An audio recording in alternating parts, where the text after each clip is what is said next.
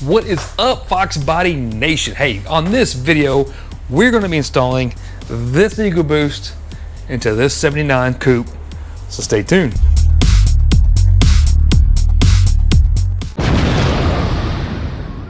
It is a glorious day, is it not? It is like 5:30, no, yeah, 5:30 here on a Thursday evening, shorts. You know, I don't know, what can I ask for? This is great, great weather. If you can't tell, I'm excited because we are putting this in here. We're gonna try to drop this into the car tonight, at least set it in place.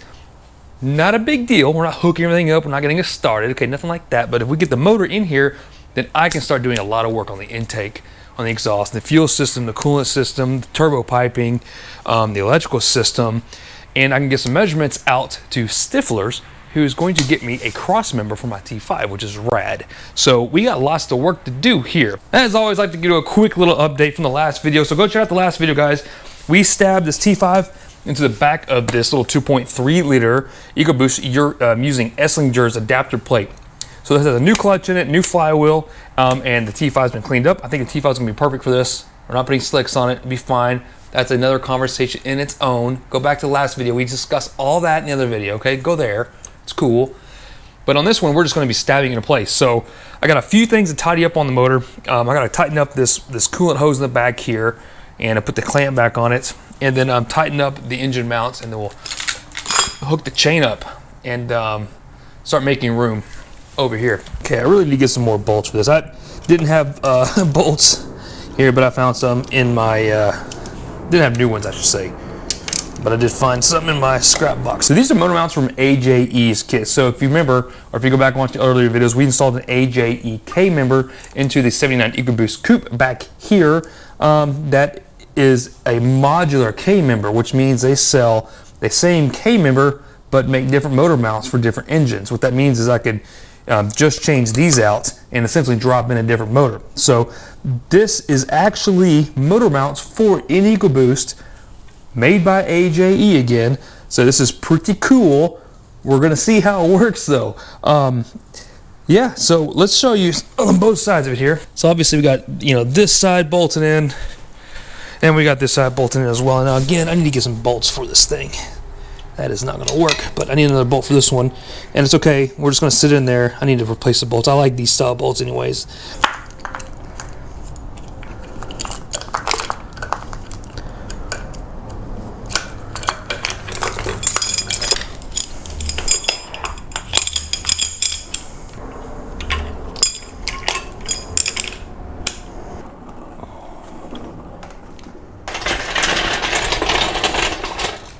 One of the things I worried about when I took the motor out here is I did actually hit the, started hitting the garage door. So I'm going to be careful here. I'm trying to get this boom as short as possible, less chain lengths as possible, so that we don't hit the garage on its way up. But I also want to see how balanced it is too. This thing's going to swing everywhere. Again, this is not ideal. You should never do this by yourself. But, you know, that's how I roll, I guess. Call me Mr. Impatient, yeah. Up we go. We got a pretty decent balance here. Oh. All right, we're spitting some oil out. Now, this thing does not have a oil filter on it. And it should. Not sure if this is gonna be high enough, guys. We're gonna have to see here, because this has got to go up quite a bit. I like the angle, though. We got a good angle here, okay? I'm trying to stab this thing when it's high, get the nose down, or get the tail down the transmission, so I can stab it in like this, slide it in. So yeah, we'll see. I don't know if I have to remove the shifter or not yet, so I'm just gonna zip tie that around. I'm trying not to scratch my primer.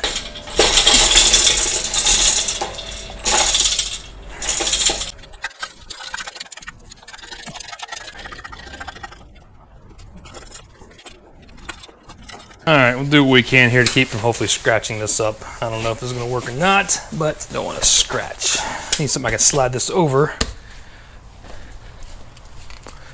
And not scratch it, but it is just primer. It's no big deal if we scratch it up a little bit. I can always reprimer it.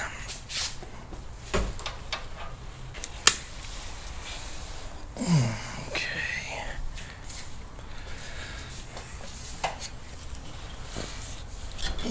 Well, there's a lot of weight, obviously, right there on those wheels. So get over that hump right there. Yeah, I may have to use a little bit of leverage.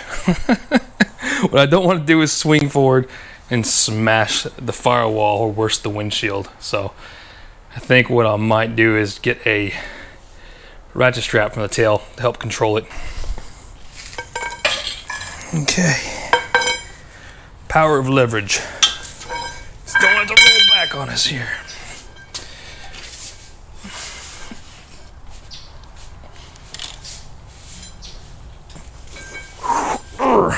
Don't roll backwards. Don't do that. Okay, just a little bit further. I can clear that from the snout. All right. Got the box over the yoke to hopefully help you scratch it. Okay, so we're close. Let me show you how close we are here. Get that oil pan clear from the radiator core support. So you need to go a little bit further in. All right, we're gonna use a ratchet strap here. And what we're gonna do is wrap this around the tail so I can pull on it and hopefully get the nose down. All right, guys, nothing to it here. Just take your time, especially if you're doing this by yourself. Just take your time. And what I'm going to do is use the bottom of the K-member here for this ratchet strap so we can help point the nose down. Okay, at this point I have no choice. I got to start coming down with the engine.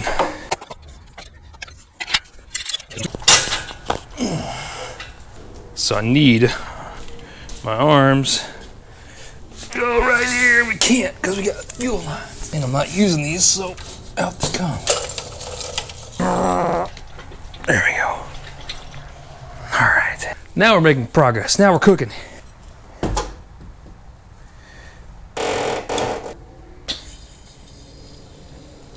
All right, this is getting sketch now. We got the master cylinder hitting here, and we've got this side. The starter's way in the way. I'm gonna have to remove the starter. All right, so clearly I got to get the motor back quite a bit further. Right now I'm hitting the intake. The intake is hitting some brake lines, so need to clear this, need to get over, need to get it down, and it can't do that because the other side here is hitting the starter for the K-member. So the K-member is right here. The mount is right here. All right. The funny thing is that what was holding me up this whole time for going forward was my strap.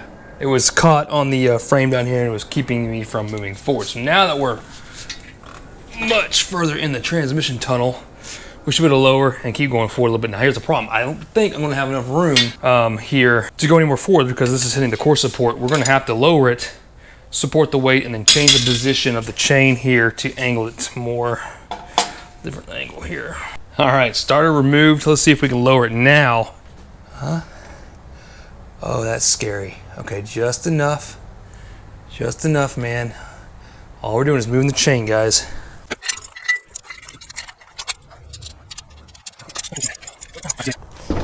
There we go. All right, we're getting close. That's gonna meet up to that guy. And this, right now we're just fighting on the brake booster. So man, note to self, but it's close. I'm really worried about this brake booster. So it may not actually work at all. And if we have to, pull the motor back out and remove the brake booster. That's what we'll do, because right now I can't get the booster out anyways. All right, that was fun. Yeah. I think what I'm snagging on now is actually the high pressure fuel pump right there. So let's recap for a second here. I've taken a breather. The starter had to come off, which obviously would be right in the way right now if we didn't remove it. So the starter coming off is perfect. The transmission actually itself would probably have been easier to put in the car with the motor in first. So if we ever remove this, I'll probably disconnect the transmission from, you know, the engine and move it out more traditionally. The master cylinder here and the brake booster had to be removed, or the brake booster with master cylinder, of course, had to be removed to keep from me breaking the intake. Then now we're just kind of stuck right here. Now here's the deal, like it is really close, but we're hitting right here. Yeah, again, we're really close, like really close. And I removed all that metal in hopes I wouldn't have this problem, but I'm having that problem. Anyways, so I was gonna wiggle it a little bit more and see if I can't get that piece to drop down. The problem is, if I let the motor down right now, yeah, it just rests right here. It doesn't drop underneath this lip. I removed the shifter, stuck my hand down there, and dangerously took all 4 bolts out to get the shifter removed. Once I did that, it was like immediately some free slack. So removing the shifter, I'm hoping it's gonna give me enough room to now when I drop the motor down, it's going to, you know, clear that back area here. But yeah, we got lots more wiggle room now. In fact, I can actually, you know, push it further back. So I'm hoping we can go down with it, but we will see. Oh shit, slow down, slow down, slow down. Man, we're close. Okay. I've got a bolt on and it's not tight, but at least I got it through the mount. So I'm trying to figure out why it won't drop in. So here's the deal. We're not hitting the firewall back here anymore. That side is over the engine mount. This side of the engine mount is on, but it won't drop down. So I loosened the motor mounts up. Look who stopped by the way. What? Just in time, man. So I loosened the motor mounts up, and that let me at least push the motor forward enough to get this mount close. But what it's hitting on, see, that's how close we are. It's close enough. I think we can get a bolt in, but I think the whole motor is actually sitting on the power steering rack right here. I don't think, I know. I mean, you can see it right there. So most likely, I'm gonna call AJE tomorrow. I really think we could put a spacer on this power steering rack, space it out maybe ½ inch. So I'm gonna call AJE tomorrow because I bet you money no one puts in power steering racks. They all put in manual racks, which are thinner. So if they're thinner, you know, they won't have this problem. So it's close. I'm actually surprised it fit as well as it does. It's snug. The motor fits in there pretty snug. But yeah, I'm spent. I'm beat, man. I'm done for tonight. So all right, we got the rack unbolted. Go ahead, Sean. Oh yeah, look at that. All right, so this whole time the power steering rack was in the way. Come down, just come my way a little bit, like, dude, it's like really close, just like. Merry Christmas and happy holidays, everybody. It is the day after Christmas. Done a few things. Let's recap. That was a tough night. That was not a lot of fun to put in. I learned a lot of things about putting the motor in. So next time I pull this motor in or out, what do? Well, let's go over this real quick here. We removed the star that had to be removed first to clear the passenger side mount. We removed the power brake booster because the Cobra one was just too big and hitting the intake, so that had to be removed. Also had to remove and drop down the power steering rack to make room for the oil pan. Last but not least, we had to remove this shifter. Removing the shifter itself off the transmission before installing was necessary to level the motor out to get to the power steering pump or the high pressure fuel pump to drop down below this lip here to get it down level like this. So removing that pump allowed it to go up in the transmission tunnel to allow the motor to get down into the mounts. So all that was necessary. In hindsight, it may have been easier just to remove the T5 completely from the motor, install the EgoBoost, then put the T5 on the Esslinger adapter. So that's all that was needed for me to get this into a Foxbody with the AJE K member and with the Esslinger 2 small block Ford adapter transmission kit. So I've just played around a little bit, test fit us in the plastics here. The motor is obviously in now, of course. The fitment is awesome sauce. Yeah, before I go over the plastic stuff though, let's talk about this. So the power steering rack was keeping us up. So I called AJE the next morning, and guess what? They make an adapter for this situation right here. I think they thought I was putting in a manual rack. And once they found out I was putting in a power rack, he's like, yes, they make a drop bracket for that. So they're gonna make one for this rack. They've got one, but they said it's for the other rack, or they didn't have any made stock, I think. So they're having to make me one and send it my way. So that's cool. What it's gonna do is it's gonna drop down the power steering rack down, and it's gonna bring it out about ½ inch or so.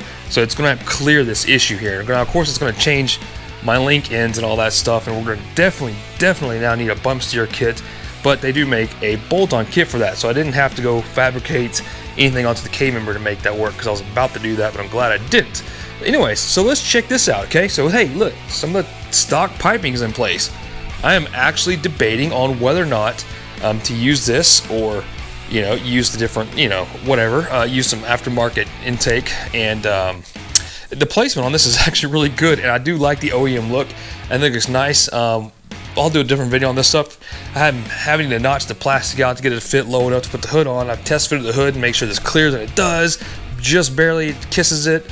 But yeah, let's look at everything. Okay, first off, whenever you remove this motor, add, remove, whatnot, starter needs to come out. Starter now is back in place. Starter had to come out to clear, which makes sense because that is right in the way, to clear the passenger side mount. The brake booster had to come out. Now, I tried to clearance the brake booster here. It is very, very close, but I don't think I'm going to get away with the Cobra master cylinder. It's just too big, and it is now hitting. It hits the intake. I don't want to have anything against the intake because, of course, if it torques anything, we don't want to crack the intake. So I think instead of doing a complex hydro boost, I think I can get away with just putting a standard GT 86 style. I have my Trinos here. I pointed to 86. That's funny. Yeah, Trinos here, guys. Look, I still have it. The 86 is at Sean's shop. Decided to switch it out for the holidays and give this girl a little bit of love. So 69 Trinos here. So put a GT master cylinder here. That will clear and let us use a power brake booster. Okay, boop, plug that in. So we got power brakes. That's cool. And check this out. Yes, yes. Clutch cable has been installed. Clutch cable is installed.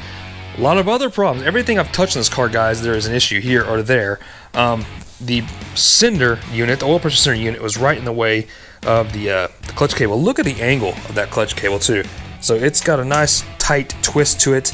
But anyways, I had to get some T-fittings, some pipe fittings here to move out the pressure center unit, because otherwise it's going to hit the clutch cable. Okay, so there's that. Of course, now that the rack is going to be moved out with a spacer, we're going to have to build a custom. Steering joint to go from here to there. So that's going to be custom. It's got to be custom length. Let's look at the shifter. Let's look at the shifter placement. Oh, nasty, but it's there. So I've notched it. I had to notch it, in fact, just to get the shifter back on and keep it from poking the floor. But that's not enough. It's just not. If I put the stock ring on there, then I can't shift into the upward gears. So first, third, and reverse doesn't happen. So I'm sorry, first, third, and fifth doesn't happen, and that's okay. We're gonna have to do some pretty major modifications. I think what I'm gonna do here is move the whole hole just up a couple inches. So we'll cut this out here, and then we'll fabricate some metal here, and then we'll put the factory pieces in place, drill holes, put the clips back in place, essentially just move the whole hole boop, up a little bit. Okay, that's all it's going to do. It's going to be perfect. I can get a longer shifter if I have to. All right, so it's in though. I've got the filter in place. Went out and bought a new Ford Motorcraft filter for this. Still waiting on some nuts and bolts. Again, test fitting the air intake box here. I want to try to keep the stock air intake box and build a mount for this off of here. Okay, so this will actually screw into place. That'll mount into place and stay sturdy. And then I think there's not going to be really any more modifications that, to the fender skirts here, and the inner fender skirts, except for maybe where the ECU goes. So again, this is a lot of videos to come on where to mount the ECU. Of course, the cord here, or the pigtail length is not that long, so it's going to have to go along this firewall most likely. So we got a lot to do. We got to run coolant lines, obviously put a radiator in. We got to put the AC system in. I got to find an intercooler that works, and I may or may not use the stock charge piping. Okay, I really don't see a problem with it, but we're going to absolutely put in a bigger intercooler than a stock Mustang would have been. These things have pretty significant performance gains with bigger intercoolers. So that'll happen, and then of course your downpipe and exhaust is going to be custom, so it's going to have a free-flowing exhaust. So that alone will change the tune just a little bit, and otherwise everything else is going to just bolt right into place. But man, look at the room. Seriously, look how tiny this motor is. There's room for days, and look how much of the weight here is over your front wheel center line here and behind the K-member. So I mean, guys, look at that. K-member's right there. This thing's going to handle amazing is my point. You got not a lot of nose weight here, a lightweight motor, right on the center line of the wheels here. Most of it's actually behind the center line. And yeah, the center of balance in this car is going to be very, very nice. The car is going to drive and handle like it's on rails. It's going to, I think, it's going to be awesome. Not to mention these big old brakes are going to be huge. So, dude, stop and look at it for a second, because that is a lot of work. And yeah, if you're like me, you just want to sit here and indulge. I couldn't help myself. I had to go out in here and just put on the plastics just to, you know, give it that kind of complete look. Hook the clutch cable up, and you'll have to wait until next time for everything else coming along. That means floor modifications, coolant systems, brakes. We still got to do our brakes here. I've got the decals for it. Let me show you. Let me give you a little sneak peek here. Okay, EgoBruise Brembo decals. So these are going to go, I'm going to use these as a stencil. We're not going to actually put this on the car, but I'll give props to one of the viewers who recommended doing this. But you know, painting the color first, and then putting down your stencil, and then painting the calipers to whatever color we want. So yeah, we're gonna have custom EgoBruise Brembo calipers. If you hate the name, I don't care. That's what it is. That's it. Hey, I'm excited. Christmas break. I'm on vacation. I can do nothing but play with cars. Hope you're doing the same thing. I hope you guys had an awesome Christmas. Hope you stay safe. COVID's bad right now. It seems like, so stay away from that crap. Yeah, hibernate in the garage. That's what I do. Get away from everybody. I go in the garage and work. So hope you're doing the same thing, guys. Work on your projects. Get those Foxbodies back on the road. Don't neglect these girls. Okay, they're so much fun. Awesome cars to drive. But yeah, stay tuned for more content. It's coming. Take care. Follow me on Instagram. Go to houseofdoula.com for everything in one place. And we'll see you next time.